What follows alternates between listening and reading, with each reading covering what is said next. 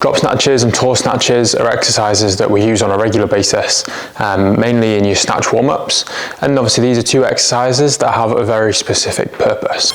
Obviously there is a slight variation between the two, but on the whole, the purpose of both these exercises is very, very similar.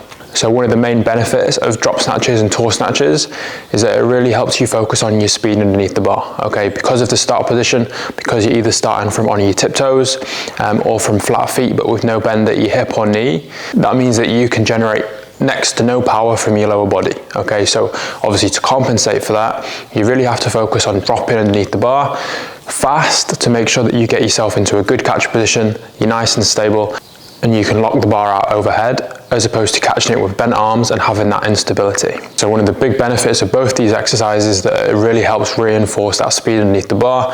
So whether it's in your warm-up as more of like a primer exercise, or if we're using it specifically as part of your working sets to reinforce that movement pattern, that's kind of the key use of these two exercises, okay? Another benefit to both of these exercises, it helps you think about that pull underneath the bar, okay? Obviously an exercise when we can use your legs and your hips to generate momentum, then obviously you tend to think a little bit less about what your upper body's doing, and sometimes this can lead to you swinging the bar out or having, you know, a less than straight bar path. Whereas with the drop snatch and tall snatch, because it really makes you think about that pull underneath the bar because you've not got any momentum there, then again, it's going to force you to guide the bar up in a nice straight line, keeping it nice and close to your body, which again is something that we want to reinforce when it comes to your full snatches. Another benefit of drop snatches and tall snatches is that it makes you be really aggressive with your lockout. So just like what we mentioned earlier with your speed and your catch, okay?